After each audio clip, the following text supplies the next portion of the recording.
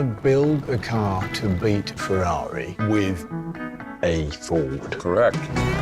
Fala pessoal, bem-vindo a mais um NBcast.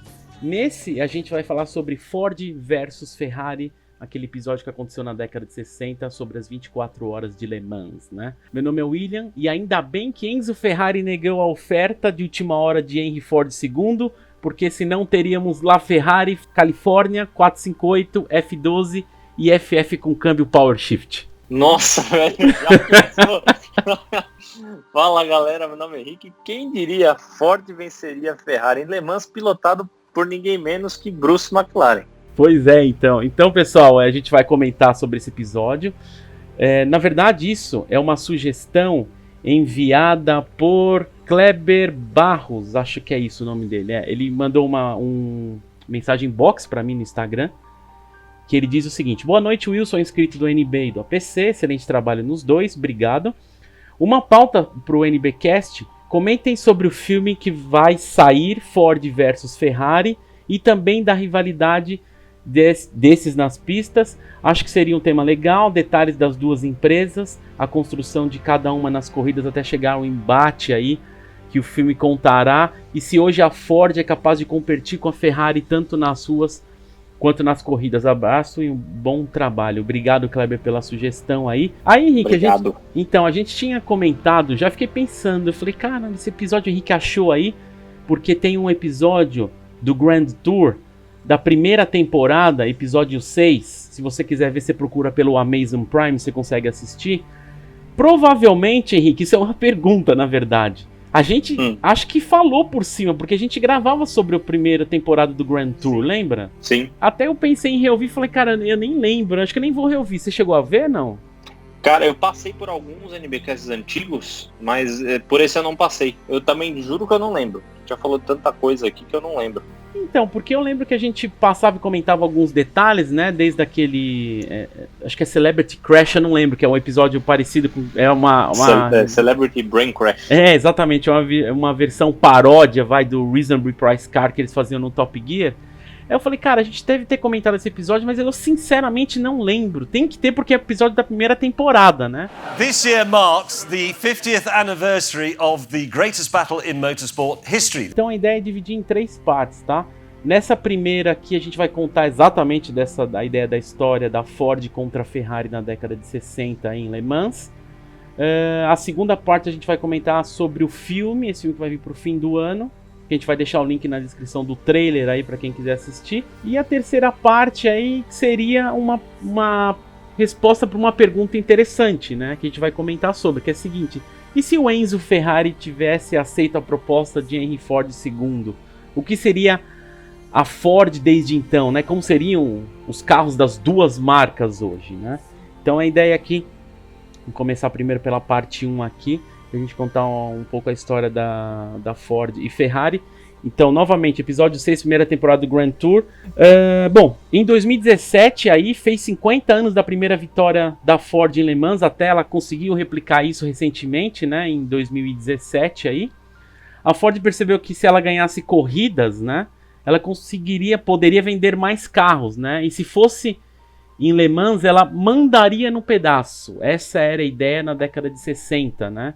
Então o James May fala o seguinte: a mais dura e difícil de todas, Le Mans, mas não seria as 24 horas de Nordschleife, eu fiquei pensando, né, porque Le Mans a gente conhece todo aquele trajeto tal, até quem jogou Gran Turismo aí, provavelmente deve ter passado por esse circuito que tem até 3 derivações, se eu não me engano, tem aquela reta Mulsanne que era por completo, e tem aquelas chicanes, né, que eles diminuíram a velocidade aí. Aí eu fiquei pensando, talvez essas 24 horas de Nordschleife, né, não seria mais difíceis? Então essa é a grande questão, né? Até eu gostaria que o Matheus estivesse aqui, a gente marcou com ele, mas ele é enrolado pra caramba, porque eu queria que ele comentasse exatamente isso.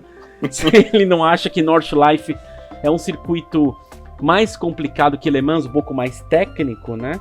Então, a ideia que se falava, que é o seguinte: a Ford não tinha muita ideia de como seria correr e ganhar em Le Mans. Mas a Ferrari sabia, né? Então a Ferrari tinha ganho 1960, 1961, 1962 e 1963. Com os modelos lá e as derivações, né? Os modelos 250 e 330. Só que a Ferrari estava... Bom, acho que toda grande empresa dessa tem problemas financeiros, né? A Ferrari teve mais de uma vez ao longo da sua vida. Então a Ford acabou se oferecendo em comprando a Ferrari. E Enzo acabou concordando, né? A questão é a seguinte, o acordo entre Henry Ford II e Enzo Ferrari, era legal se a gente conseguisse estimar esses valores hoje, mas o que era dito na época era 16 milhões de dólares, perdão.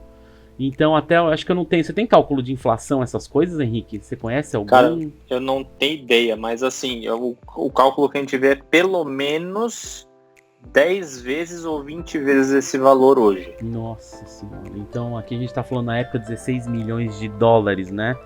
Então a ideia foi o seguinte, dia 21 de maio de 1963, os executivos da Ford chegaram a Maranello para assinar um acordo. E isso eu lembro um pouco antes de ver esse episódio do Grand Tour, que eu já tinha lido sobre, que foi uma espécie de um exército de advogados mesmo. Porque era uma cláusula contratual, era um contrato muito complexo, né, que envolvia várias variáveis, né. Eu acredito que dentro delas envolva não só os carros de divisões de corrida, como a divisão de carro, né, a divisão de corrida seria motor racing, né. E o Enzo apareceu só com um advogado, um que era o suficiente, né, que acho que o Enzo pegaria o acordo, leria junto com o advogado dele, era isso ou não. Então quem preparou todo o acordo foi a Ford, quem teve o trabalho, gastou uma grana, né, e tempo para investir nesse contrato, né, foi a Ford, né. Aí a história dizia que Enzo na última hora desistiu lá, porque no contrato o Enzo queria que a divisão Motorsport, né, que é a parte de corrida, fosse controlada por ele e não pelo Ford, né, pelo Henry Ford. Ele simplesmente levantou e saiu com seu advogado, né. Eu acho que isso é um dos episódios da história que replica muito atitudes de Enzo Ferrari, que eram muito, o pessoal falava muito arrogante, mas isso abriu um leque de muitos surgimentos, né, que eu vou comentar mais pra frente também, sobre a Lamborghini. E então assim, a marca Lamborghini, divisão de carros pelo menos, né, Ferruccio e Lamborghini, por conta daquela arrogância, os dois eram bem arrogantes, tá, o pessoal fala muito do Enzo, mas o Ferruccio era bem arrogante também, por conta de um problema de embreagem lá na Ferrari 275 que o Ferruccio tinha, que falou, acho que ele não sabia dirigir direito, que você sabe construir trator, aquela história toda, e acabou incentivando o Ferruccio a vou ensinar pra você como que faz carro, né, tipo isso, né, e acabou o Ferruccio criando a marca Lamborghini, né? Molto arrabbiato, diciamo guarda te questo qua come mi ha trattato, ma io gli ho comprato 2 Ferrari, beh ma caspita, ma io faccio 52 trattori al giorno, ma chi si crede di essere? Io adesso mi metto e faccio un'automobile. Eu queria comentar só algumas coisas, né, do que você falou. Então, se você assistiu esse episódio do Grand Tour, você vai ver que é um calhamaço considerável de papel. E vale lembrar que o contrato foi todo feito em italiano, para ser mais cômodo para o Enzo, que acho que ele não falava inglês, não lembro ao certo. Ou ele entendia e se fazia de bobo, isso até fala um pouco no filme Rush, né, quando o Niki Lauda vai testar a primeira Ferrari de Fórmula 1 que ele competiu. Mas então era um calhamaço bem grande, e o Enzo, quando leu lá essa cláusula de contrato que falava que o Ford também assumiria a parte de corrida, como era meio que um filho, né, do Enzo Ferrari, o Enzo Ferrari não tinha essa ideia de criar carros de rua, a ideia dele era competir mesmo. Então ele se sentiu ali meio ofendido, pegou sua caneta do bolso, rabiscou um negócio que, traduzindo ao pé da letra, e perdão pelo português, dizia nem fudendo. E aí ele começou a xingar um pouquinho em italiano, um pouquinho bastante, virou pro advogado, falou vamos comer, saíram e nunca mais voltaram, deixaram lá o pessoal da Ford a ver navios. É isso assim. O orgulho do Enzo, igual o William já falou, gera várias coisas interessantes, né? Uma delas foi o GT40, que a gente vai comentar aqui um pouquinho mais pra frente. Mas eu imagino como deve ter ficado Henry Ford e seu exército de advogados nessa hora. Fizeram todo aquele trabalho, traduzir em italiano, pegar um voo para atravessar o oceano, chegar lá do outro lado, passagem, hotel, para aquele batalhão de gente, para não fechar o contrato. Deve ter sido um pouquinho frustrante, né? Imagina, cara, isso, porque a gente tava comentando. Tem um episódio que conta a história do Jimmy Clark. É muito legal o episódio do Grand Tour. É mais pra frente, eu comento todos assistindo. Depois eu vejo certinho, mando pra vocês aí o episódio que é exatamente. Mas conta a história do piloto Jimmy Clark, que até é um ídolo, assim, que alguns falam que foi o maior piloto de todos os tempos, que que o Senna se inspirou muito nele, né? O Senna viu o Jimmy Clark com inspiração. E é legal porque você vê certas coisas que na época do Jimmy Clark não existia voo direto. Tipo, você tá nos Estados Unidos, voo direto pra, dar exemplo, pra Londres. Londres, Nova York. Não existia isso. Você tinha uns pinga-pinga no meio porque o avião não comportava isso. Então tem até história que fala que, sei lá, por exemplo, o Jimmy Clark estava na Europa, na Itália, e tinha uma corrida lá na Austrália. Não existe voo direto. Você faz vários pinga-pingas, então o cara passava muito tempo no avião, né? Então você imagina que são outros tempos, tipo algo parecido como eu comentei no último episódio que foi pro ar, que era dos jogos, né? Que a minha sobrinha mais velha perguntou como é que era a comunicação, eu expliquei, era por carta, era por telefone, era totalmente diferente. Hoje você tem e-mail, tem mensagem instantânea, cara, se eu quiser eu chamo ela agora, entendeu? Por mensagem, ou fazer uma videoconferência, né? E nessa época, você imagina a frustração que foi, como o Henrique falou, né? O cara ter preparado, que eu acredito que leva talvez semanas ou meses aí, vários advogados, fazer uma cláusula tudo certinho. O Enzo, acho que, não sei, talvez ele não achou que ele jogaria só a divisão de rua nos braços do cara, não sei. Então acabou, cara, acontecendo isso daí, foi muito engraçado. Eu fico imaginando quando eu vi isso, eu falei, puta, mas os caras também são foda, né? Sobre o Enzo falar inglês, tem essa história, Henrique, mas eu acredito que isso não é só questão do Enzo. O Horácio, todo mundo sabe que eu sou grande fã do Horácio Pagani, o fundador da marca Pagani, conversei algumas vezes com ele pessoalmente, encontrei na minha vida ele, acho que aqui no Brasil foram 2 vezes, lá fora eu encontrei 2 vezes, 2, 3 vezes também. E é engraçado porque ele tem um jeito parecido do que talvez do Enzo. Não é a questão da arrogância, mas parece que eles te dão atenção, pelo menos o Horácio, né? Ele te deu uma atenção especial por eu ser brasileiro e ser tipo um latino, porque ele nasceu na Argentina, né? Então ele tem esse negócio de, como se fosse tipo, a gente é da mesma área, fica sossegado, eu vou te dar atenção. Mas ao mesmo tempo, eu falava inglês devagar, bem pronunciado, porque eu tinha ouvido falar que ele não falava inglês. Mas, cara, aí depois a gente tem aquela brincadeira, argentino é safado. E não é só argentino, o italiano tem um pouco de safadeza também. Então você falou, mas esse cara tá sacaneando. Porque eu falava alguma coisa de zonda, de ruaira e tal. Cara, ele entende. É vagabundo, ele entende. Mas assim, ele faz aquela cara tipo, não tô entendendo, você pode falar em português que eu prefiro? Eu falei, mano, esse cara tá sacaneando comigo, sabe? Certeza. Eu tenho certeza disso. Eu falei, mas tá bom, vai. Ok, engraçado, é diferente com o Christian, né? O Christian tem uma fluência no inglês que assusta, assim, até. Ele até quando você tá conversando com ele, você descobre palavras em inglês que você nem sabia que você sabia, sabe? Você vai conversar e fala, nossa, eu nem lembrava que essa palavra era assim em inglês. E aí eu fico pensando que não era só isso, né? Porque talvez o italiano tenha um comentário, só uma opinião. Talvez isso seja uma característica do italiano, sabe? Aquele negócio tipo, eu sou italiano, me respeite, eu criei uma marca foda. Então, assim, você quer conversar de igual pro irmão? Faz o seguinte, aprende italiano primeiro. É tipo isso, eu sinto tipo muito isso, sabe? E eu vejo que, tipo, eu vejo a parte de Enzo arrogante, o Horácio, nesse sentido, não vou falar nem arrogante, é orgulhoso, é diferente. O Ferruccio eu não tive contato, não conheço muito, mas eu conheci o sobrinho do Ferruccio, que é o Fábio Lamborghini. É um senhor, gente boa, recebeu a gente super bem, eu e o Daniel lá no museu, na Europa, que conta a história do Ferruccio. E ele tem um jeito arrogante, velho, o Fábio. Gente boa, tá recebendo a gente super bem, mas é engraçado, você vai perguntar algumas coisas, né? E ele tipo, não, você tem que entender o seguinte, que na época do meu tio, e ele fala com um negócio meio forte, sabe, meio arrogantão, né? E você vai perguntar algumas coisas, mas putz, mas como é que era na época? O cara é um jeito, eu não sei explicar, é só você conversando. Então você fala, é italiano. O cara é um nojo, o modo de falar, né? O cara é um nojo, assim, sabe? Mas assim, eu respeito assim. Porque... então. Eu respeito porque a história do cara, o cara tá cuidando do legado ali do tio. Agora, interessante que eu conheci o Neto, né?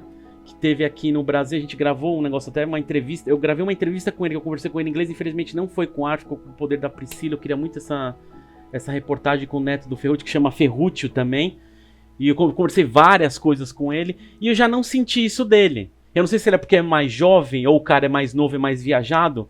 O Neto do Ferruccio não é assim, achei o cara da hora, sabe?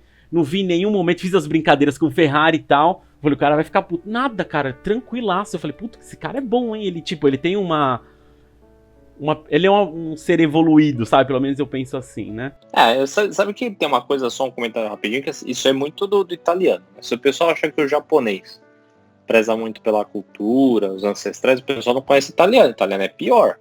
Então, assim, deve ter muita gente que escuta aqui que é descendente de italiano, que se pegar colher ou faca para comer a macarronada de domingo lá na casa da avó, a avó corta a mão do cara fora. A tradição é muito forte, né? Então os caras, eles falam com muita paixão, eles são, como é que eu vou dizer, eles são obcecados pela cultura, pelo legado, pela tradição que eles têm, né? Então é um negócio muito forte, assim, nos italianos, que hoje a gente usa a expressão raiz, né? Mas isso é muito forte neles, é enraizado neles, né? Então é uma questão cultural, uma questão que a gente tem que entender, mas que com o tempo vem mudando mesmo. E aí você conheceu o neto do Ferruccio, que tá aí para provar que as coisas estão mudando. Isso, é isso aí. Então, voltando para cá, que o Henrique falou aí, que mostrou, até o James mostra lá o calhamaço lá, do tamanho do contrato, acho que aquilo talvez seria uma réplica ou uma cópia do contrato, né? Aí tem uma parte lá que não entendo italiano, mas o James fala, não, isso não é bom, não concordo, é o que o que o Enzo respondeu, mas talvez seja na linguagem que o Henrique falou, não, nem fudendo, sabe? Você tá muito louco que eu vou... Você tá muito louco que eu vou abrir mão da divisão Motorsport, que é o que o Enzo mais gostava, né? O Enzo foi piloto também, e que ele reza a lenda, né? E ainda não é um fato, né? Ele cuidava da divisão Motorsport pessoalmente, né? É legal isso que o Henrique falou do filme do James Hunt aí, que o coisa lá, esqueci lá, que ele acabou de falecer recentemente, como é que é o nome dele? Niki Lauda, Ele fala até um momento lá que ele fala, a Ferrari é uma merda lá, até dei risada, eu falei, nossa, se ele falar isso pro Enzo, esse cara desintegra, sabe? E pensei em coisas assim. It's a Ferrari! It's a shitbox! It understeers like crazy and the weight distribution is a disaster. It's amazing, all these facilities and you make a piece of crap like this. Bom, a história diz que Henry Ford II aí ficou pé da vida, claro, ordenou seus engenheiros, né? Falei, quer saber? Vamos construir um carro para destruir a Ferrari em Le Mans. Então o Henry Ford contratou uma empresa britânica de corrida em Slough, é o nome de uma cidade perto de Londres, para tentar vencer a Ferrari, né? Então seria uma espécie de uma sede lá na Europa, para eles não ficarem, também ficar imaginando que a gente tá falando Le Mans, França. O cara não construir um negócio lá nos Estados Unidos e trazer todo o equipamento para cá, é melhor pegar uma parte mais próxima, vai? Então ele construiu ali, fez um contato com essa empresa, né, para construir um rival aí da Ferrari. Então, qual que é a questão do carro de endurance, né? O carro tem que ser confiável para aguentar as 24 horas, e a ideia também era ultrapassar os 320 km por hora por causa das retas, né? E o total do percurso que anda na média, na época, de acordo com a velocidade dos carros, né, que é 24 horas de Le Mans, andava em média mais ou menos 4.800 km. Então você imagina, o carro, é 0 ou 1 que eu falo, né? Eu acelera tudo, eu freia tudo. Andando próximo a 320 km por hora por 24 horas, parando, óbvio, para abastecimento e tal, mas é aquele descanso que é mais aquele negócio. O cara faz um xixizinho assim, é o tempo do carro trocar pneu, abastecer e vai embora, né? E eu acho que assim, é a grande sacada, né, de endurance. Eu acho que o objetivo das 24 horas é construir um carro resistente. Eu nem achava que isso era possível quando você vai descobrindo problemas de carros de rua, né, ou semipista. Puta, o carro não aguentou 3 voltas no circuito. Mas você entende, são questões diferentes, né? Exato. Então, o que era dito na época é que quando o Henry Ford II ofereceu essa proposta, né, para os engenheiros dele, então, mas a gente só tem 10 meses para a próxima corrida de Le Mans, né? Foi aí que surgiu o protótipo do Ford GT e Ford GT40, né? A ideia do 40 é 40 polegadas do chão até o teto do carro. O inicial do motor era V8 4.2. E eu achei legal que o James traz uma frase bem legal, que em inglês, né, ele diz assim: a racing car is just a collection of hopes and dreams until it gets on the track. Que seria um carro de corrida é uma coleção de sonhos e esperanças até chegar no circuito. É bacana e inspirador, né? Até se você ler só o início, né? Um carro de corrida é uma coleção de esperanças e sonhos. Aí você fala, puta, que legal. Aí você vê o restante até chegar no circuito, que é onde você encontra os rivais, né? Os concorrentes, então aí a história totalmente muda, né? Você vê que a teoria não tem nada a ver com a prática, né? E acho que isso é o principal significado dessa frase. Você ir lá e você planejar uma coisa, tá tudo muito bonitinho. A hora que você coloca mesmo no mundo real para ver, dificilmente a coisa vai bater com seus cálculos. Hoje já não bate, imagina naquela época. A gente tá falando aí de praticamente 70 anos atrás. Então, pois é, dá até um medo de falar 70 anos atrás. A racing car is just a collection of hopes and dreams until it gets on the track. Então é o seguinte, as primeiras impressões do carro, do Ford GT, que depois ganhou o nome GT40, né? Era um carro muito rápido, mas muito instável. Até falava-se que o carro cantava pneu a 270 km por hora. Então você fala assim, puta, o carro era muito forte. Não necessariamente, porque o carro tinha problema de aerodinâmica e de suspensão. E que até tem uma história lá que um dos carros lá bateu a pouco mais de 250 km por hora, né? Então o que acontece? Eles tinham um carro reserva, mas no dia seguinte o reserva bateu também. Então imagina, você tem duas unidades do carro só. Um bateu 250, no outro dia foi o outro lá e bateu outro, o spare, né, que você fala, o reserva mesmo, né? E isso faltando 2 meses para começar a corrida. Então é o seguinte, lá na corrida mesmo, no dia da corrida, foram apresentadas 3 unidades do Ford GT40 lá. Durante a corrida os carros, assim, no primeiro ano, né? Então os carros acabaram quebrando ou pegando fogo, né? Cara, os carros não tinham experiência, né? Eles podem até fazer teste por fora, mas eu imagino que a grande questão do Henry Ford, o segundo, aí era que o cara estava determinado. Aquela questão que a gente vê, né? De determinação, foco. Cara, eu preciso ganhar dessa marca, eu preciso provar que eu sou bom, né? Então ele acabou perdendo esses carros aí, bateu, pegou fogo e acabou fazendo a Ferrari ganhar novamente campeonato primeiro, segundo e terceiro lugar em Le Mans. Isso eu tô falando do ano de 1964, né? Eu queria comentar, voltando um pouco, né? Eu sei que o Matheus não tá aqui, mas o porquê que eu acho que as 24 horas de Le Mans eram mais desafiadoras que as 24 horas de Nürburgring, exatamente pela reta Mulsanne. Então isso é uma coisa até que o James enfatiza muito no episódio, que é o quanto dessa quilometragem de volta o carro anda com o pé embaixo direto. Então você imagina que assim, você tem que ter um carro que ele é bom de curva, ele é um carro que ele é resistente e ele vai ter que enfrentar uma reta daquele tamanho com o pé embaixo o tempo inteiro, né? E isso por 24 horas ininterruptas. Então é uma coisa bem complicada de se fazer, né? Se já é hoje, você imagina na época, né? De novo, eu falei 70 anos, mas não são praticamente 60 anos atrás, mas ainda assim é uma dimensão de quanto tempo passou, né? Outra coisa que eu queria comentar também, que eu achei um artigo aqui na Drive Tribe até bem legal, se vocês quiserem olhar como um complemento a esse episódio do James May, ele dá um pouco mais de detalhe, diz que a Ford, quando recebeu a recusa da Ferrari, procurou outras companhias, como a Lotus e a Lola.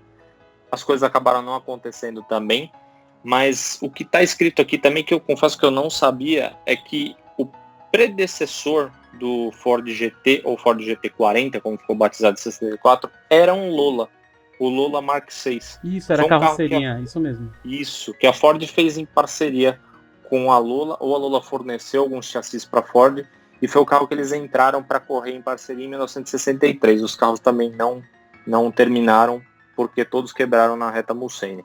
Mas é só trazendo um pouquinho mais de detalhe que esse artigo da Drive Tribe traz, né, até esse episódio de 64. Suppose Henry Ford II wanted to build the greatest race car the world's ever seen to win the 24 Hours of Le Mans.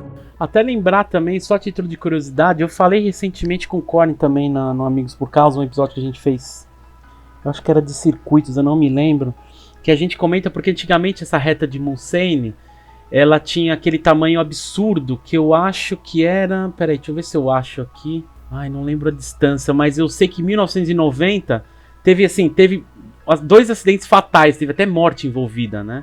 Então eles colocaram uma chicane, né? Até fala que diz que a reta não podia ser maior que 2 km. Porque antigamente acho que ela tinha mais de, eu vou procurar aqui exatamente. Tinha 6 km a reta.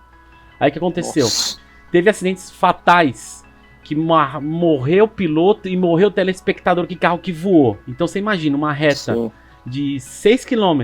Aí teve uma limitação da FIA que as retas não podiam ter mais de 2 km. Então colocaram essas duas chicane, né? Então você imagina que nessa época os caras vinham flat out naquela reta Mulsanne que não tinha chicane, dando tudo, como diz o Cooley, né? Então, abraço Cooley. Então o cara tem 6 km de reta. Então você imagina a velocidade no final da reta. E teve muito acidente também que o cara lá no final, o cara tá no final de 6 km, cara, o cara acabava freio ou não freava o suficiente, então o cara desintegrava, né, depois. Teve um acidente em 55 que foi bem feio, acho que até hoje ainda é o maior desastre em pistas, que foi uma 300 SLR, matou 84 pessoas, não me engano. Então não é brincadeira não, o negócio é sério mesmo. Isso que a gente comentou foi em 64, né, então em 65, óbvio que a Ford não desistiria, Henry Ford II veio novamente para tentar vencer a Ferrari, né? Só que a grande sacada de 1965 é que o Henry Ford ele contratou Carroll Shelby, que era então, que eu vou comentar em seguida, que é o seguinte, nessa época ele já tinha ganho diversas corridas, o Carroll Shelby, né? Não só com Shelby Cars, que eu vou comentar mais pra frente também, mas é que é o seguinte, até recentemente eu gravei uma artigo com o Corne, que a gente fala de uma edição especial desse Aston Martin DBS Superleggera atual aí, que a Aston Martin lançou, chama DBS 59. Esse DBS 59 trata-se de uma edição comemorativa de 1959, que é a única vitória da Aston Martin em Le Mans. E quem ganhou essa corrida foi Carroll Shelby. Então Carroll Shelby estava dirigindo a Aston Martin e ganhou. Então assim, imagina que Carroll Shelby tinha ganhado em 59 com o DBR1, Aston Martin DBR1. Então, o Carroll Shelby conta, pô, o cara tem americano, tem experiência, ganhou em Le Mans, o cara prepara carros, produz carros, então vou chamar esse cara, né? Mas, então assim, o Henry Ford achou um parceiro para ele, além de mecânico, o cara era piloto com vasta experiência e até vitória em Le Mans, como eu falei, aí Carroll Shelby colocou o piloto principal dele, que é o Ken Miles, que ganhou algumas vitórias pro Carroll Shelby, para testar o carro, que na época ele disse que o Ford GT40 era uma porcaria. Mas isso era o que era dito também o próprio Niki Lauda, quando ele foi pra Ferrari, disse que os primeiros carros... Ele falou, mas esse carro é uma porcaria, né? Que era a ideia, né? Então a ideia do piloto é exatamente consertar isso, né? Diz que sim, as más línguas dizem que quando Ayrton Senna pegou o NSX, o protótipo, a primeira vez, ele também ele falou, então, é a seguinte, para não falar que é uma porcaria, mas tem que arrumar muita coisa nesse carro, sabe? Melhora isso, melhora aquilo, e tornou-se um carro de equilíbrio fantástico, né? Então, a ideia do Ken Miles aí melhorou freios, motores, aerodinâmica, dirigibilidade. Mesmo assim, ele tinha dito que não dava tempo para preparar o carro em Le Mans. Aliás, até no trailer, que a gente vai comentar do filme, tem esse trechinho que um dá risada. Quanto tempo? Aí ele fala, não sei quanto tempo. Aí ele dá risada. Impossível, cara. 10 meses só pra arrumar, eu preciso construir o carro do zero, né? Não dava tempo, né?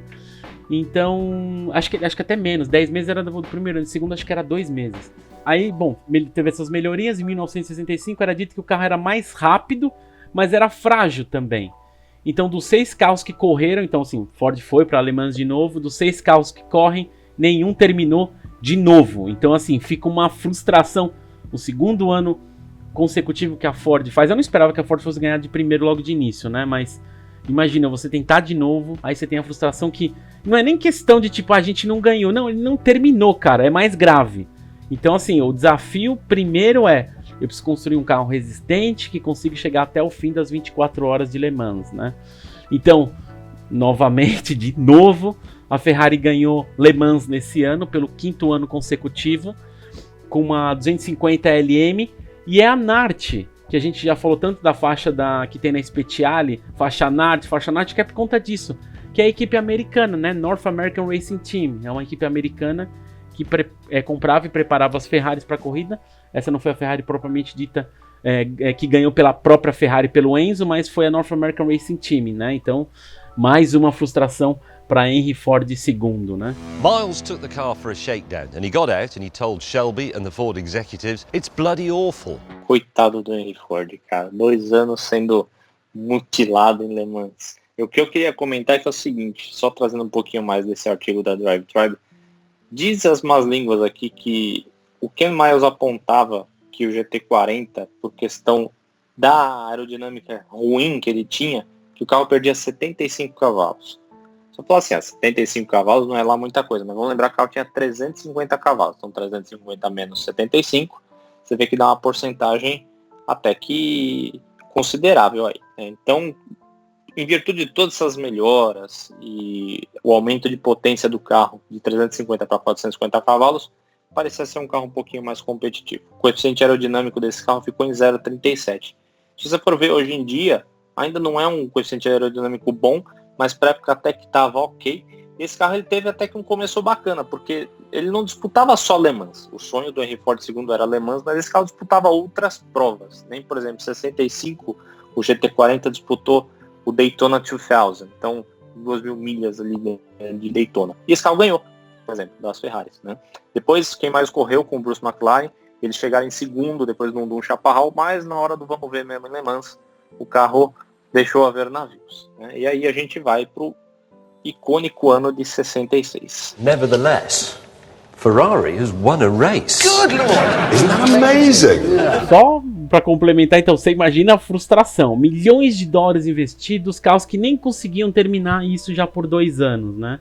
Então eu imagino que chega um momento que foi investido mais dinheiro ainda, mas a gente precisa ganhar, virou como se fosse um objetivo de vida, vai? Então a gente precisa ganhar da Ferrari. Então no ano seguinte, em 1966, o Ken Miles teve mais tempo e com testes que eu costumo dizer, né, o termo testes infinitos, para garantir a resistência e durabilidade do carro, ele alcançaria quase 340 km por hora em um modelo lá. Enfim, estável, porque a grande questão é que em alta velocidade o carro não era tão estável, né? Estável e confiável, né? Então a Ferrari nesse ano estava apresentando um novo modelo que seria a Ferrari 330 P3, para dar conta do Ford GT Mark II, né? Porque eles estavam sempre atualizando, mudar coisa, e nessa coisa mudou tanto que virou um Mark II. Inclusive essa Ferrari que eu falei, a 330 P3, o James até fala que era mais baixa que o GT40, que o Ford GT40 era 40 polegadas. A Ferrari era 37,4 polegadas de altura. E só atingia, modo de falar, né, 304 km por hora. Era dito que a Ferrari era mais leve, mais ágil, e por conta disso ter menos paradas de abastecimento. Isso poderia fazer uma diferença no circuito. Na grande questão de Le Mans é que ele não teria tanta final, mas no miolo, digamos assim, ele ganharia muito na entrada de curva e tudo mais, né? A Ford foi com 8 carros, 8 GT40s então, enquanto a Ferrari só com 3, isso em Le Mans 1966, né? Então, assim, aí no meio era engraçado que o James faz um comentário, isso eu não sabia, não lembrava. Muita coisa eu lembrava porque eu tinha visto na época, mas... Então teve um divórcio aí que, digamos, do Enzo e do John Surtees. John Surtees era um piloto que era tipo o Ayrton Senna da época, que era considerado o piloto mais rápido da atualidade e era campeão de Fórmula 1. Então você imagina, você tem... É tipo aquela época da McLaren, do Mugen Honda. Você tinha o melhor carro, também que tinha o Prost ali também, que era do nível do Senna. Então se você tem o melhor carro, você espera o melhor piloto para exatamente ser imbatível. Era meio que isso, só que o Enzo brigou com o John Surtees. Eu fui atrás, eu não achei coisas exatamente qual o motivo. Você chegou a achar, Henrique? Não? Não achei também. Porque assim, o James não comentou, mas assim, eu achei informações desencontradas, falam que teve uma discussão, que o cara não apareceu em treinos, mas também não soube informar exatamente. Então o que aconteceu? Naquele ano, o Enzo perdeu um piloto muito importante, o piloto mais rápido, Então o que aconteceu? Por conta disso que assim, a qualificação John Surtees participou, só que como ele não tava... Ele largou de última hora, ele não foi pra corrida, houve uma penalização, pra Ferrari, então ela não largaria na frente, ela largaria lá atrás. Então quem largou lá na frente foi os Fords, né? Com o tempo de 4 dos 8 Ford GTs lá que falaram que tinha, 4, ou seja, metade dos Ford GTs acabaram quebrando no meio dessa corrida aí de 1966. Até falou, putz, você já até pensa, né? Putz, quebrou 4 no meio da corrida, a história vai se repetir de novo, né? Então, mas a Ferrari acabou, em certos momentos, quando o carro foi quebrando, acabou ultrapassando a Ford, liderou primeiro e segundo lugar. A ordem foi para que os pilotos da Ford maneirassem, para que os carros não quebrassem, né? Tipo, maneira aí que, a gente não é garantia de ganhar, mas vamos tentar terminar, né? Mas o que foi dito era que o Ken Miles era o único piloto que não quis ouvir. E deu tudo com seu Ford GT e acabou ultrapassando as Ferraris. Parte das Ferraris depois do tempo quebraram ou bateram, ou seja, nenhuma Ferrari nesse ano ganhou. Não só não ganhou Le Mans, como quebrou todas, né? Quebraram, bateram. Então a Ford acabou ganhando Le Mans em 1966 com o primeiro, segundo e terceiro lugar. O primeiro lugar, como o Henrique falou aí no início, foram 2 pilotos, né? O Chris Amon e o Bruce McLaren. Sim, o Bruce McLaren é o criador da equipe McLaren de Fórmula 1. Inclusive, Ele acabou falecendo anos depois, mas a equipe McLaren ele criou em 1963, né? Aí em segundo lugar, Ken Miles e Danny Hulme. E em terceiro lugar, Ronnie Buchanan e Dick Hutcherson, acho que é isso. Aí foi isso, né? A Ford, enfim, ganhando Le Mans. This isn't the first time Ford Motors has gone to war. We know how to do more than push paper.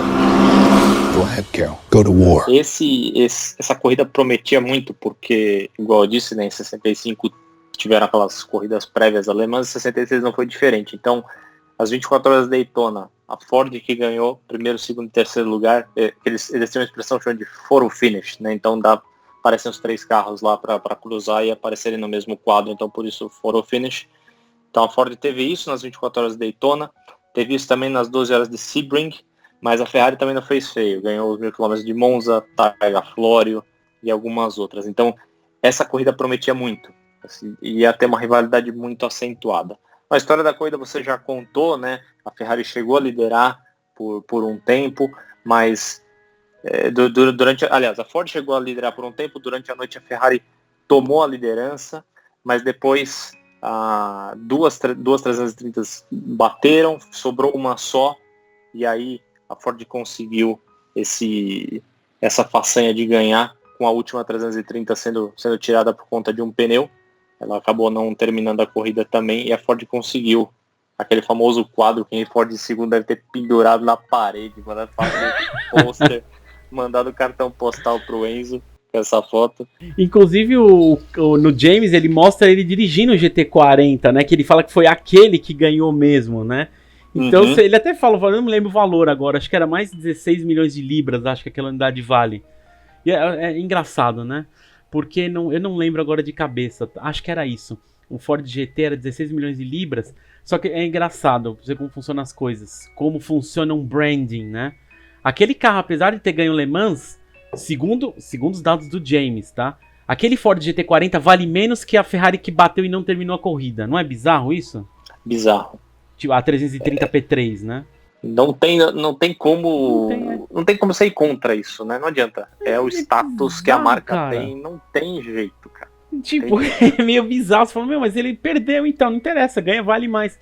É meio bizarro isso. Então, complementando aí, então, nos 3 anos seguintes, a Ford também ganhou Le Mans. Infelizmente, uma coisa que eu não lembrava também, que o Ken Miles acabou não vendo isso. Porque 2 meses depois da primeira vitória de Le Mans, que ele que teve aí a equipe e tudo mais, ele morreu testando um GT40 em 1967. Uma pena, né? Exato. Isso talvez seja abordado no filme também, né?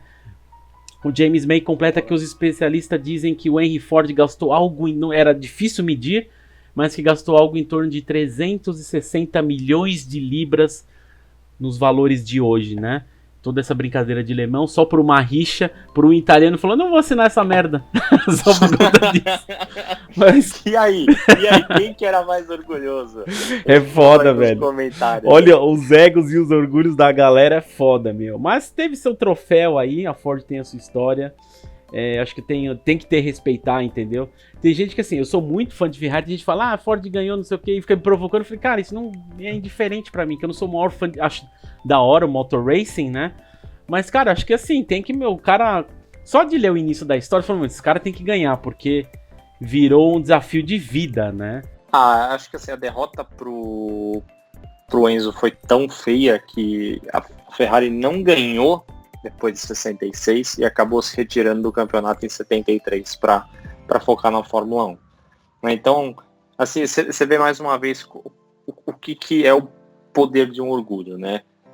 O Enzo não assinou o contrato, a Ford gastou rios de dinheiro assim, que poderiam detonar a empresa numa tentativa de mostrar pro cara que ele era melhor. Falou assim, você não quis me vender, então agora eu vou provar que você é um bosta. E no final... acabou que Enzo não conseguiu vencer mais nada em Le Mans e acabou se retirando da competição. Então a guerra de egos, ela é perigosa, né? Fica aí a reflexão, vai para as pessoas aqui hoje em dia, que ego é um negócio complicado, e tá aí a prova de que de fato é um negócio complicado. Quanta gente não perdeu noite de sono, quanta gente não até faleceu mesmo, né? O Ken Miles, né? Sonho. Pois é. Ele viu a primeira só, né? Então assim, isso querendo ou não, custou, né? E provavelmente não foi a única, é que não é dito, precisa ver os jornais da época, mas provavelmente teve mais sacrifícios de vida aí. Cara, os carros batiam, era comum batida, pessoas morrer, e a gente tá contando a história de Le Mans aqui. As histórias fora, deve ter histórias infinitas por fora, com Ford GT, né? O GT40 no caso, então... Por exemplo, uma só que eu achei aqui, em 7 de abril de 66, teve um acidente fatal com o GT40 Mark II. Nos testes preliminares, um piloto morreu. Então, assim, de novo, é só mais um exemplo, né, do quão perigoso pode ser uma guerra de egos. Mas tá aí. Se também não fosse esses orgulhos, a gente não teria essa história para contar aqui para vocês hoje e não teria essas peças incríveis de engenharia que são os Ford GT. Quer dizer, não tão incríveis de engenharia assim, vai, hoje em dia, porque as releituras tá uma sendo pior que a outra. Mas beleza, vai, segue o jogo. But look what we got out of it. One of the world's greatest cars. A gente vai falar agora na segunda parte sobre o filme mesmo, né? Eu dei uma olhada, eu li a sinopse do filme, né? A sinopse do filme diz o seguinte: a trama conta a incrível história do visionário designer automotivo americano Carroll Shelby e do destemido piloto Ken Miles. Junto eles lutaram contra o domínio corporativo, as leis da física e seus próprios demônios pessoais. Acho demais essa sinopse, velho. Muito bom, cara. Para construir um carro de corrida revolucionário para a Ford Motor Company, assumir o controle das pistas e derrotar os dominantes carros de Enzo Ferrari nas 24 horas de Le Mans na França em 1966, né? Até eu tava vendo porque é o seguinte, inicialmente eu não sabia também, a gente vai pesquisando e vai descobrindo, né? O filme é da 20th Century Fox e eu li que inicialmente os atores eram pra ser Tom Cruise e Brad Pitt, mas aí no meio mudou o roteirista, agora vai ser com Christian Bale, que faz o Ken Miles, então a gente... Bom, já dando um spoiler fudido, mas já de se imaginar se ele vai fazer o Ken Miles, provavelmente vai mostrar a morte do Christian Bale no filme, depois da vitória, né? E vai ter o Matt Damon fazendo o Carroll Shelby. Até eu falei, nossa, até eu procurei uma foto de época, eu não achei muito parecido, mas... E eu descobri outras coisas também, que eu fui ver lá no IMDb, na Internet Movie Database. O ator que vai interpretar o Enzo será Remo Jerome, não conheço. Tracy Letts será o Henry Ford II. E o Benjamin Rigby será o Bruce McLaren. Então vai ser legal que a gente vai ver Enzo Ferrari, Bruce McLaren e Henry Ford II e Carroll Shelby. Então a gente vai estar assim, e fora sem contar o piloto Ken Miles, né? Então a gente vai ter um filme que vai envolver mais um lendas. Personagem bom aí, hein? Quem? Um personagem bom aí. Lee Iacocca. Quem que é esse? Ninguém mais, ninguém menos que o cara que desenvolveu o Ford Mustang. Ah, Esse tem cara também? Também vai estar no vi. filme porque ele era um executivo da Ford, vai ser interpretado pelo John Bernthal. Pra quem assistiu The Walking Dead, eu esqueci o nome do personagem. Quem que mas era o cara que ficava junto com o Rick no começo da série. Ah, sei. Mesmo. Ah, não vou lembrar o nome, não, mas eu sei quem que é. Uhum. Shane. Sei. Ele ficava junto com o Rick lá no começo da série, então John Bernthal vai fazer também Lee Iacocca, mais uma lenda. É o amante da mulher dele. Que vai estar aí, já pensou? Não, é que era esse cara era o amante da mulher do coisa lá no Walking Dead. Até eu tava vendo uma... aqui se acontece isso também? Ó, não sei, vai que, né? E eu tava olhando que vai ter um trecho lá, que eu tava olhando um negócio dos bastidores, tem o Matt Damon, como eu falei, vai ser o Carroll Shelby. Até os caras incendiaram com o Matt Damon lá no set de filme. Acho que vai ter uma hora que vai estar dentro do carro, o Carroll Shelby, que seria ele, vai pegar o fogo e ele pega fogo também, mas é propositalmente, né? Então eu achei interessante, vai ser o nível de realismo que vai ser tudo isso daí, né? Eu tava olhando que o filme era para ser lançado agora, em junho de 2019, mas foi adiado aí para 15 de novembro deste ano, né? Provavelmente eu vou ver esse filme no cinema, tô com expectativa.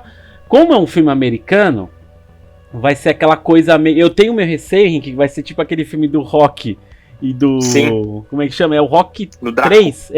O Ivan Drago, né? Drago.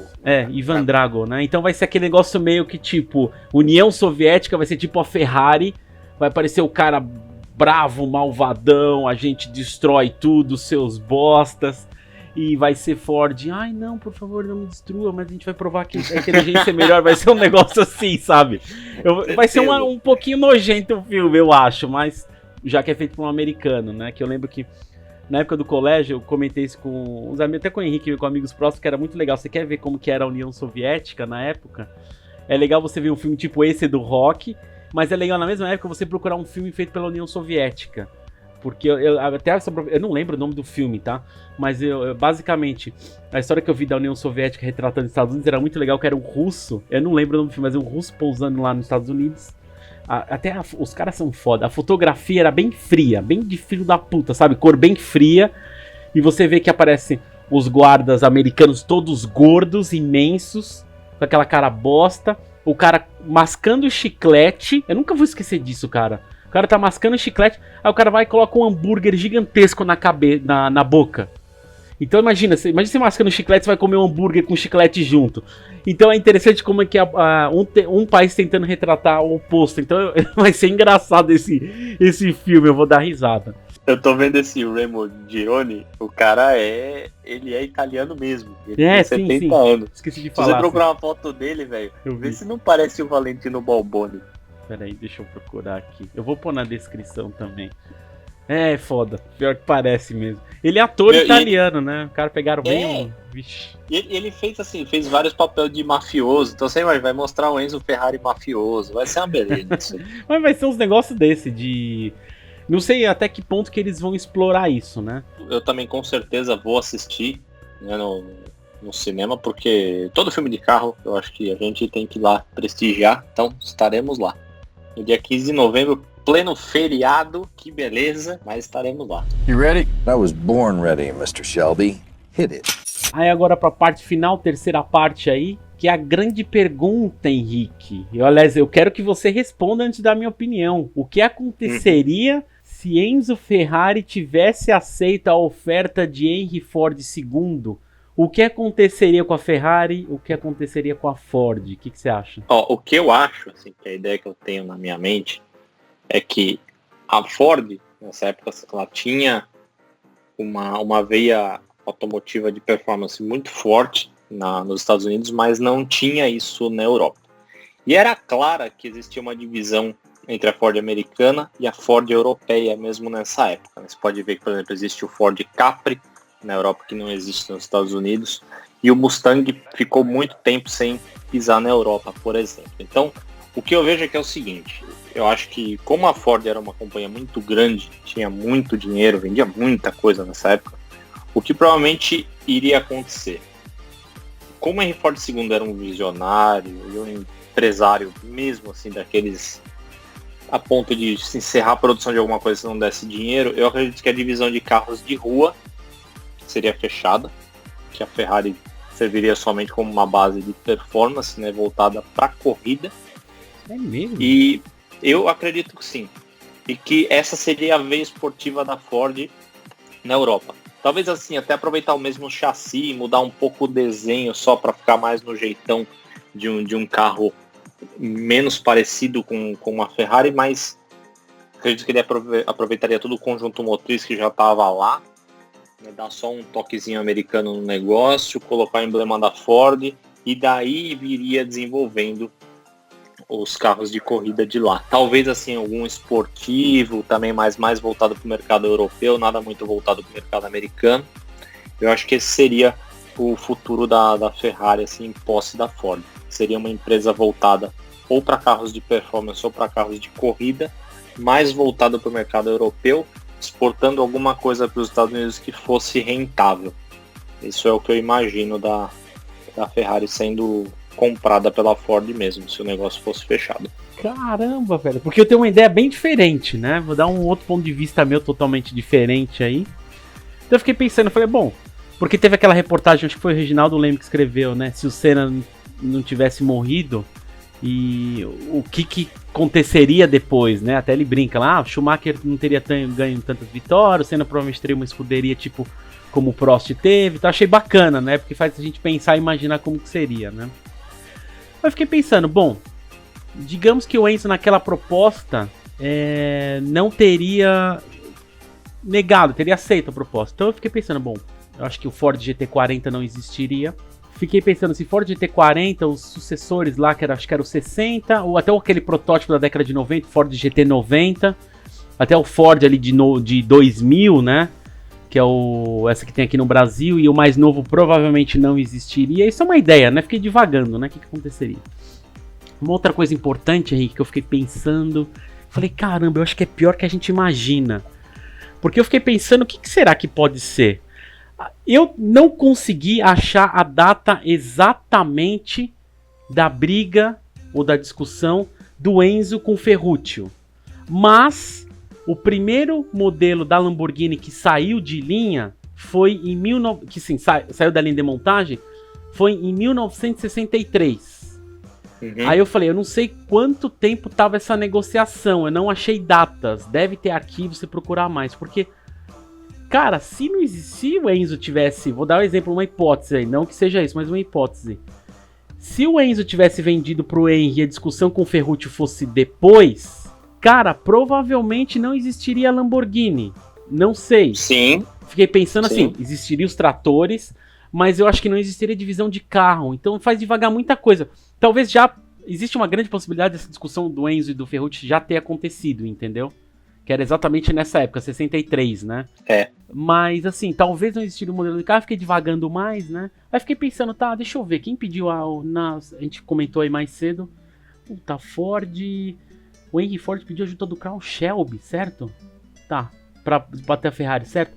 Tá, então vamos pensar assim, se ele aceitou, ele não pediria ajuda do Carl Shelby, certo? Aí eu fiquei pensando, né?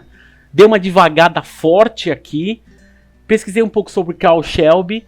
Aí eu vi que, basicamente, em 1962 estava surgindo o Ace Cobra, né? Que é um Ford preparado pela Shelby, que teve produção em 2 países, nos Estados Unidos e no Reino Unido. Até no Reino Unido, foi numa cidade chamada Thames Ditton, que é muito próximo da cidade que chama Slough. Na verdade, a distância é 32 km. Então, Thames Ditton era onde era produzido o Ace Cobra, Ford Shelby, e o Slough era a cidade onde era produzido o protótipo do Ford GT40. Então assim, era 32 km, relativamente próximo. Aí eu fiquei pensando, eu falei, cara, então assim, a Ford, ela comprou essa empresa local para desenvolver o Ford GT40. Se ele tivesse, o Enzo tivesse aceitado, não teria comprado, não existia esse negócio do Thames Ditton nessa cidade. Aí eu fiquei pensando, eu falei, cara, eu acho que é o seguinte, o Shelby não teria envolvimento com a Ford do jeito que é hoje. Fui adiante, né? Fiquei imaginando tal. A empresa também estava envolvida com corridas, a Shelby. Os carros Shelby vencendo muitas corridas.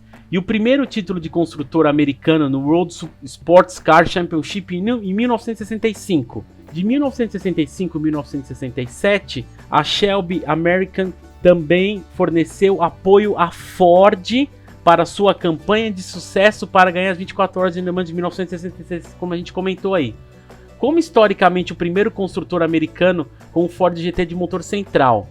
Com o Shelby Daytona, que é aquele outro carro, não sei se você sabe que ele é compridinho, ele é bonitinho até, a Shelby tornou-se um dos 3 únicos construtores americanos, juntamente com a Ford e com a Chevrolet, a conquistar um título no cenário internacional no Campeonato Mundial da FIA. Como aqui tinha apoio total da Ford, eu não sei se existiria o Shelby Daytona de 1965, 64, 65. Aí eu fiquei pensando, falei, talvez até... Eu continuei lendo, né? Fiquei pensando, continuei lendo e percebi que existiria sim, porque a questão foi o seguinte. O Carl Shelby, depois de vencer Le Mans em 1959 pela Aston Martin, como eu comentei aí, inclusive esqueci de comentar uma coisa do DBS 59, que você tem opcional, se você é uma edição especial, né, para relembrar isso daí.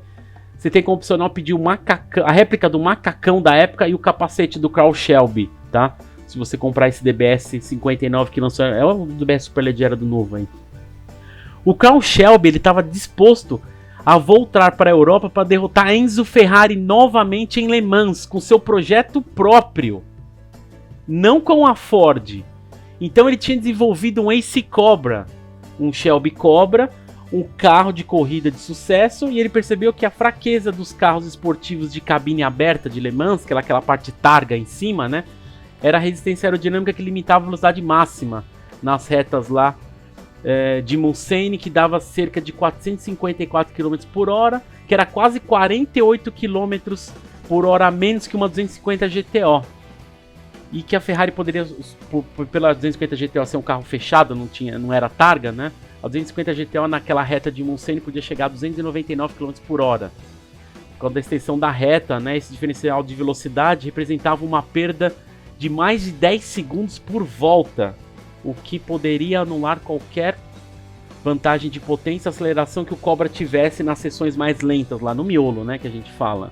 Cara, eu fiquei pensando, eu falei, bom, peraí, se tem essa questão, o Carl Shelby já queria entrar para Le Mans para vencer o Enzo.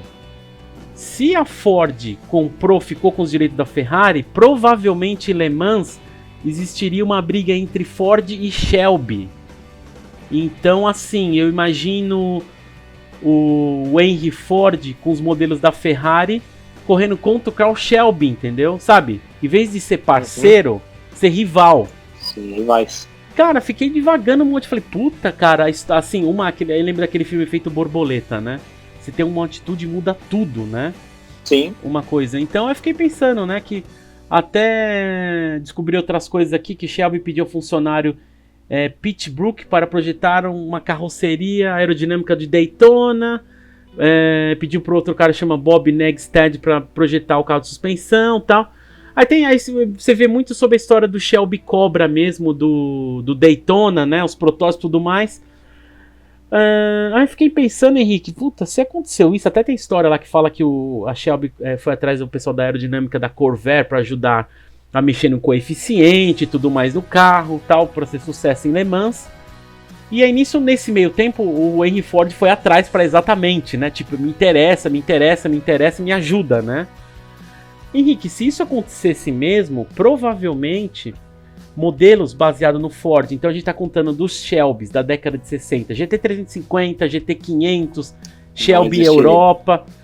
Cara, se existiria, não seria tão vasto, porque é o seguinte, teria como concorrente. Então se o Carl Shelby era concorrente do Henry Ford, já tirei o Enzo da jogada, tá? O Enzo não é mais ninguém, digamos assim, nesse universo, né? Cara, na segunda geração, que são os Shelby GTH, aqueles da Hertz, aqueles GT500, o KR e tudo mais, esse mais recente que a gente tem aqui no Brasil, 50th Anniversary, GT350, até Pace Car da NASCAR, esse mais recente também, que tem aqui a terceira geração, GT350, 350R, até esse mais novo que acabou de lançar, 2020, GT500. E que eu não sei não se esses carros existiriam, hein? Eu acho que não. Então, cara, e algumas coisas você para pra pensar como seria, né? Aí, por outro lado, óbvio que eu fiquei pensando por cima o Henrique, na cabeça do Henrique, a Ferrari de rua deixaria de existir, né? Não cheguei a pensar nessa hipótese, mas uma coisa que eu teria certeza, assim, conhecendo um pouco da história da Ferrari, é que eu acho que modelos comemorativos, tipo Ferrari F40, F50, Enzo, LaFerrari, isso não existiria. Com certeza. Até eu brinquei que eu escrevi aqui, que eu fui procurar como que se escrevia 40, 50 e 70 em italiano. Eu acredito que esses modelos se existissem como uma evolução, seriam como edições especiais. Então a gente veria uma 348 40 Anni, seria tipo uma F40, sabe? Uhum. A 550 Maranello 50 Anni, seria a F50, no lugar da F50. F12 70 Anni, que seria no lugar da Enzo, 60 Anni, perdão. E a SF90, um exemplo, né? Seria 70 Anni no lugar da LaFerrari. Aí eu fiquei pensando, Henrique, puta, a história pode ser interessante, mas pode ser cruel, porque muitos carros a gente não veria, e talvez sugerir aí no meio outros modelos que a gente nunca vai ver, né? Seria legal, talvez, imaginar... Aí eu fiz a brincadeira da chamada do NBcast, né? Que eu falei, graças a Deus, porque senão teríamos lá Ferrari Califórnia 450 F12 e FF com câmbio Power Shift, né? Foi uma brincadeira, mas também no universo paralelo não duvido que exista, mas é engraçado, né? Fiquei divagando assim. Por outro lado, eu também fiquei pensando, digamos que o Enzo ficasse só com a divisão Motor Racing, mas aí também a Ford não... A Ford só queria a divisão Motor Racing, né? O Enzo não toparia, o Enzo também queria. Então a Ford queria exatamente a divisão de corrida, então não daria certo. Mas fiquei pensando, velho, é meio cruel se parar pra pensar. Você entra num espécie de um parafuso assim, que eu acho que modelos que a Shelby criou em preparação em cima de Ford, que eu acho que isso é tudo legado desde lá de trás, de Le Mans, sabe? Como você vai comprar um Shelby, quem conhece a história, então essa empresa aqui, lá no início, ajudou a Ford lá. Esse cara é importante, ele infelizmente não tá mais... Acho que nenhuma dessa galera tá mais entre nós, né? Carl Shelby acho que talvez foi o último que foi embora. Mas é legal você imaginar que você tem um Shelby, então, o cara que preparou o meu carro, ele ganhou da Ferrari lá na década de 60, né? Meio cruel isso. E com essa história, se você for devagar um pouco mais ainda, você vê que grandes revoluções desaparecem. Então você imagina assim, quando a Ford parou de ganhar em Le Mans, lá em 1970, se não me engano, quem começou a assumir esse posto de maior vencedor foi a Porsche. Vamos supor que a Porsche está ali assistindo de camarote, a negociação com as Ferrari sendo feita. Ferrari e Porsche tinham uma certa rivalidade já nessa época. Vamos supor que Enzo venda a companhia para Ford.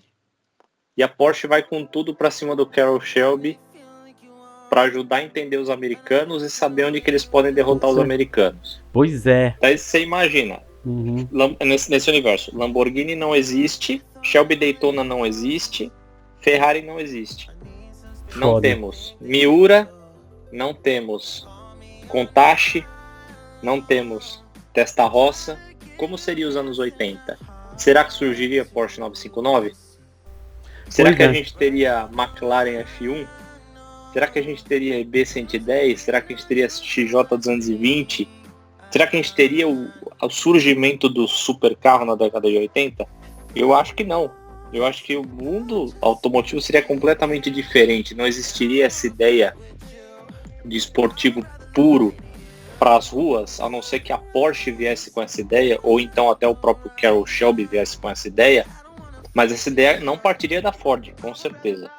Porque o que a Ford tinha era aquela mentalidade americana de drag race. Então o que mais tinha nos Estados Unidos nessa década de 60, no começo, eram os arrancadões lá. Então eram carros assim muito potentes, mas que só serviam para andar em reta. Tipo dragster mesmo. Esses carros tinham vertentes de rua, mas não existia um super esportivo. Igual, por exemplo, um Corvette. O Corvette até existia, beleza. Chevrolet não tem nada a ver com a história, mas será que a gente não ficaria nisso, só nos muscle cars e fim? E aí teria que partir ou da Shelby ou então da Porsche essa ideia de fazer um esportivo para rua, que já existia aí o 911 nessa época, né? Provavelmente eu já estava nos planos. 64, se eu não me engano. Mas será que assim, o 911 não seria o carro que iria angariar essa ideia de trazer um super esportivo? A gente não sabe, né, como é que essa história ia ficar. Então você vê que se você começar devagar, o negócio vai longe. Não teria surgimento do câmbio automatizado com borboleta, que foi ideia da Ferrari, tirar da Fórmula 1 e colocar para as ruas. Talvez, porque quando a Ferrari parou de ganhar Le Mans, a Ferrari foi para a Fórmula 1, para revolucionar lá na Fórmula 1. Se não tivesse Ferrari na Fórmula 1, como seria a Fórmula 1? Bruce McLaren corria pela Ford, mas se a Ford tivesse contrato com a Ferrari, talvez o John Stutter lá não seria mandado embora. Bruce McLaren não correria, não faria sua própria escuderia. Então, assim, McLaren poderia não existir. Então, muita coisa que começa de um simples não, né? Então, por exemplo, eu citei, acho que é 63 que eu falei, né, que eu anotei aqui, que o Bruce McLaren, 1963 que cria a equipe de Fórmula 1. Então, pensa que nesse ano que o Bruce McLaren criou a marca McLaren, tava surgindo a Lamborghini também, cara, é tudo junto. Olha como é interessante a história. Tá tudo interligado, Henrique, isso me dá medo, velho. Não gostei disso que você falou, não. Eu acho mais da hora esse nosso mundo aqui. Óbvio. Também acho bem mais legal. Óbvio que a gente não sabe, pode ter surgido. Eu acredito muito, eu falo essa brincadeira do mundo paralelo porque às vezes a gente vê filme de ficção científica e a gente imagina muito em mundos paralelos. Tinha um seriado que chama Fringe, tinha outros seriados que mostra muito coisas paralelas, sabe? Tem até uma brincadeira no final da temporada, no final do seriado lá, nas últimas temporadas, que mostra muito assim, universos paralelos, que eles se conversam entre si, que eles descobrem uma tecnologia e tal. Aí tem lá no mundo, o 11 de setembro não aconteceu, Henrique. Então tem as Torres Gêmeas, no outro aconteceu, que é o nosso.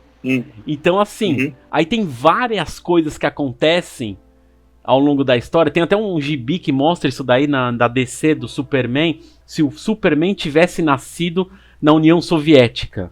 Até eu lembro, eu li por cima, tá? Mas foi muito tempo que eu li isso daí. Eu nem sei da onde que eu vi isso daí, mas era tipo 90% do mundo seria União Soviética, seria tipo de esquerda, vai a ideia. Indiferente o que a gente tem de opção política aqui, nós aqui, não interessa, mas tipo, a grande parte seria a União Soviética, teria dominado praticamente todo mundo, sabe? Seria tipo a versão ao contrário, vai, o que a Rússia era só aquele tantinho, seria só aquele cantinho lá em cima, seria os Estados Unidos capitalismo, sabe? Modo de falar.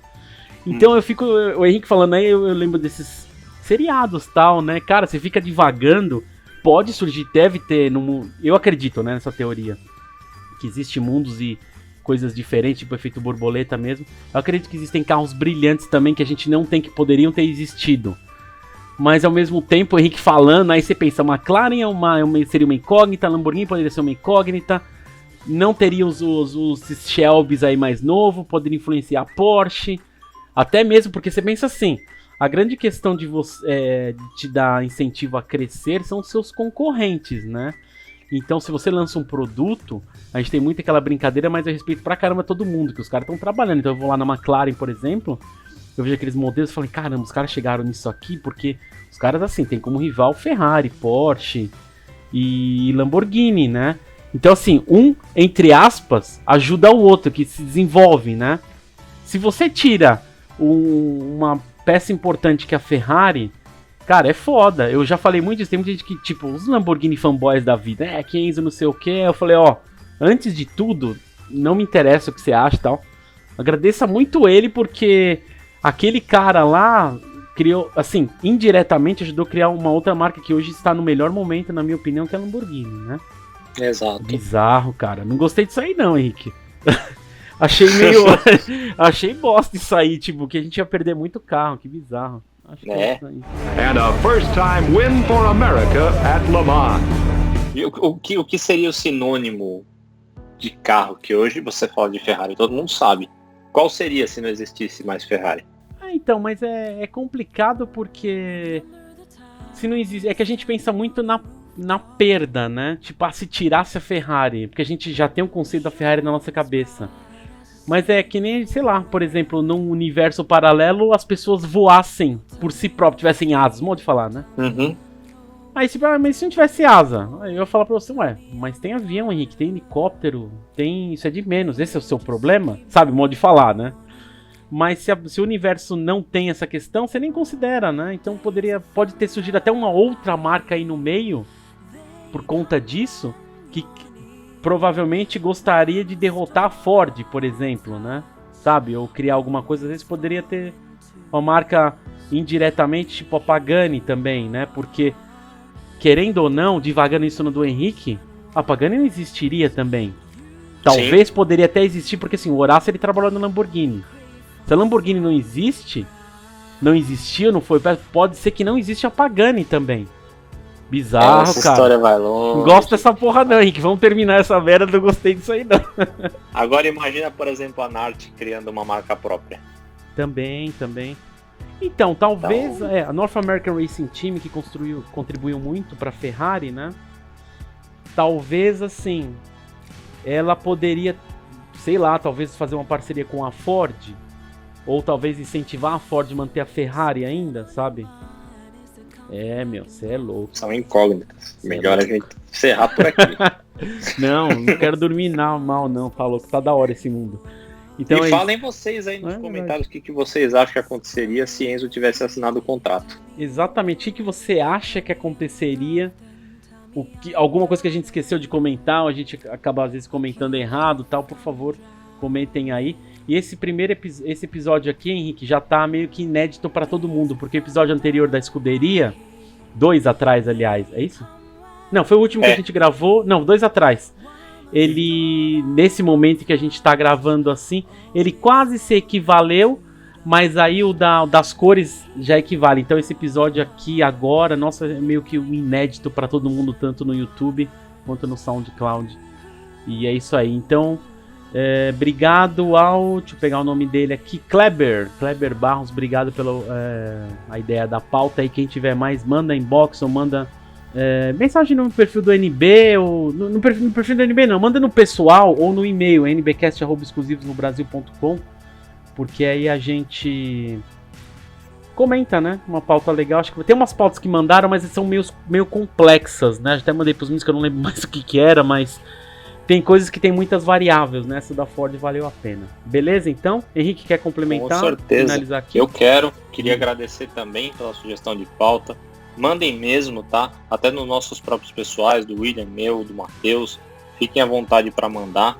A gente tá ali sempre lendo, as sugestões de vocês são sempre bem-vindas. Sem vocês o programa não existe. Então, vocês que mandam aqui nesse negócio. Manda as ideias de pautas pra gente, que aparecem umas coisas lá que a gente não tinha pensado, né? Por exemplo, das cores, né? Uma coisa que a gente nunca tinha parado para pensar e acabou dando um episódio bem bacana. Então, mandem sim, a gente tá aqui no aguardo. A gente vai comentar de outros casos mais futuramente de lançamentos também, tem um monte de teste aparecendo aí, mas vai ser com o tempo, beleza? Então, obrigado a todos, valeu e até um próximo NBcast. Até! Valeu, galera! Tchau!